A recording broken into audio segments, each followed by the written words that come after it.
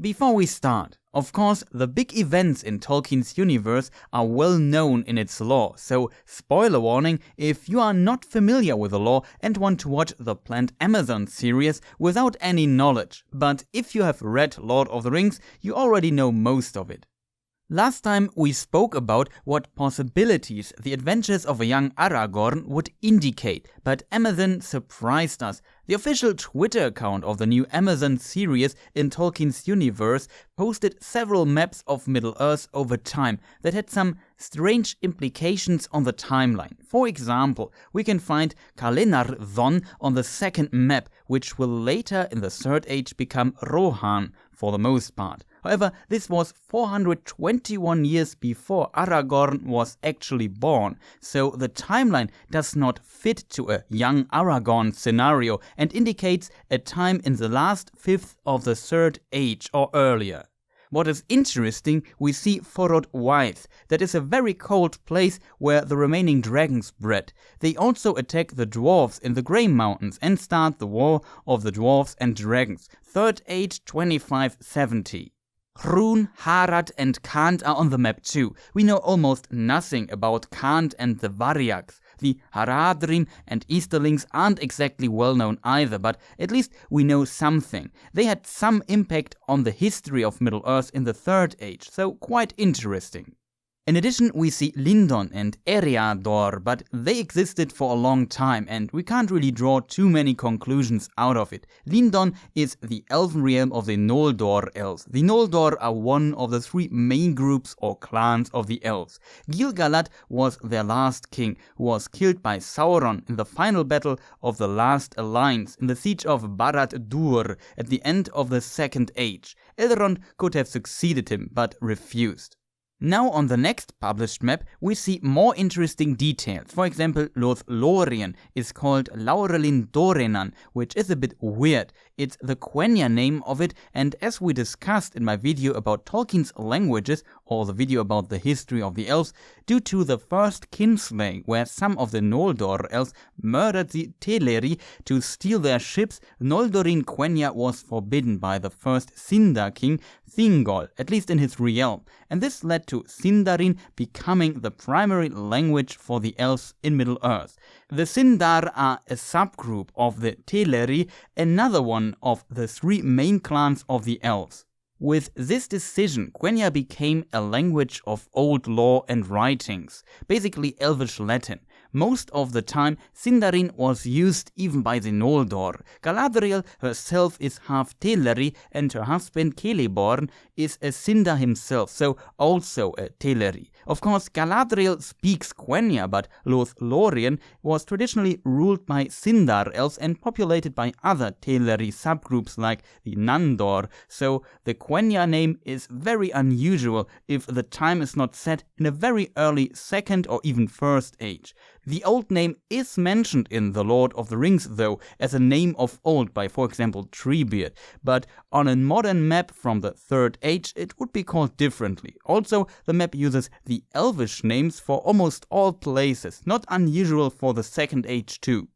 Another thing that is notable, Lindon is a bit more detailed, even showing Emyn Bereit, the tower hills. One of the Palantiri is inside the highest of three towers on that hill since the end of the Second Age. Even at the end of the Third Age, it's still there. In contrast, the notion of, for example, Fornost, the capital of one of the three leftover realms of Arnor, clearly indicates the Third Age, or maybe very late Second Age, but that's less likely because the biggest mentions of it are from the Third Age. Same with the mention of Minas Anor and Minas Ithil. This indicates a time before Third Age 2002. Over 900 years before Aragorn was born, so it seems the series won't be about a young Aragorn and somewhere around the late Second Age to mid-Third Age.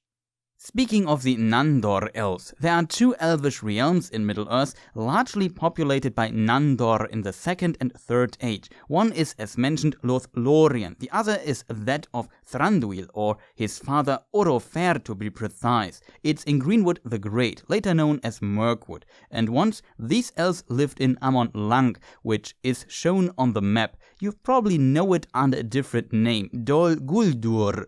When Sauron returns in the Third Age, he corrupts this area, and Thranduil had to abandon it with his people, moving up all the way into the north of Mirkwood. Amon Lang, the Naked Hill, then became known as Dol Guldur, the Hill of Sorcery. The Second Age won't cover the complete story, but we could see the rule of Orofer, a young Thranduil, and the small conflict between them and the Noldor elves inherited from the events of the First Age and the three kinslayings. This, of course, also affects the Nandor elves under King Amdir in LotR.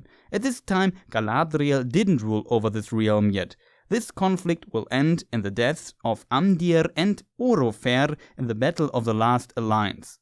If we now switch and look at what men were doing, we find the ancient haven of Londire on the map. It's a ruin during the Third Age and even the last century of the Second Age. However, it's often still noted on Third Age maps. In contrast, Tharbad, the other ancient city, is missing. It also becomes deserted and fell to ruin during the late Third Age. We see how men are not all that present on the map. But enough of that. A few weeks ago, Amazon surprised us with this map. And it is without a doubt a Second Age map, because we see Numenor and Eregion on it. Both only existed during the Second Age. Amazon confirmed this and they wrote on Twitter, "Welcome to the Second Age." What's going on with the young Aragorn, and if this idea was just a red herring, we don't know. Maybe the stories of old will be told to a young Aragorn. However, the series clearly indicates that it will cover the Second Age. So what story possibilities has the Second Age? The Second Age is about the rise of Sauron until his first defeat due to the Last Alliance at its very end. Its events lead the men of the West, the Dún Edain, to form the two kingdoms, Arnor and Gondor, which will play a huge role during the Third Age. So the Second Age is mostly a time without Arnor and Gondor, but about Sauron, the elves, dwarves, and men slowly starting to play a role in Middle-earth again. About Second Age 1000, Sauron took Mordor as his realm and became the new Dark Lord after his master Morgoth was bent into the void at the end of the First Age, so after the War of Wrath.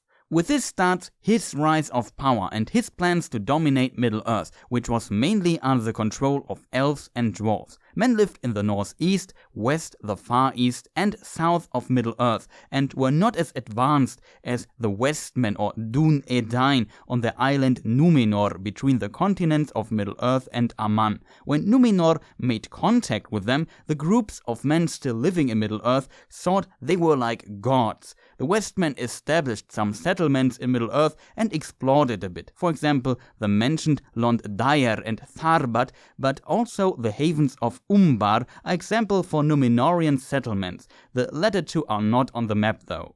So except for the Dún Edain from Numenor, men play a minor role for the great events of the Second Age and are often victims of the conflicts between the great powers of Sauron, the elves, dwarves, and the Westmen of Numenor.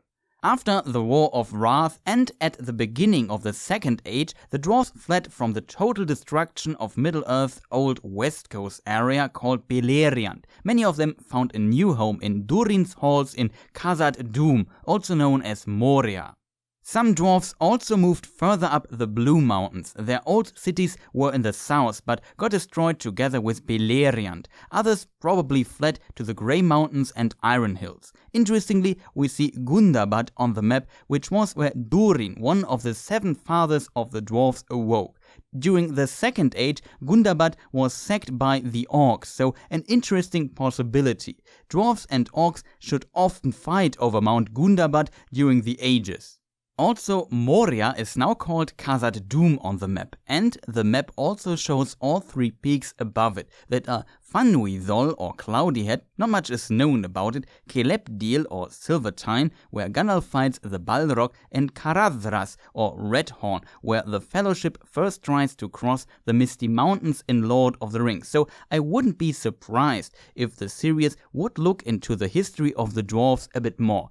Also, the legendary ringsmith Celebrimbor works together with the Longbeards and helps them to create Durin's Door, and the Elvish Lord potentially gifts one of his great rings of power to Durin III.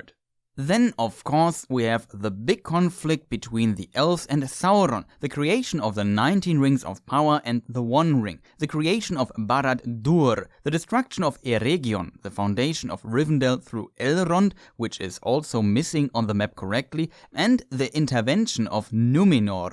Rivendell missing also shows us that the map is from before or during the War of the Elves and Sauron.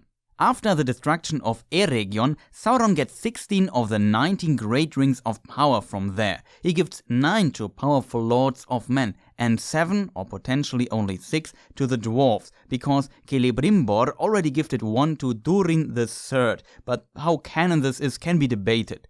The 9 rings to men will lead to the first appearance of the Nazgûl in Second Age 2251.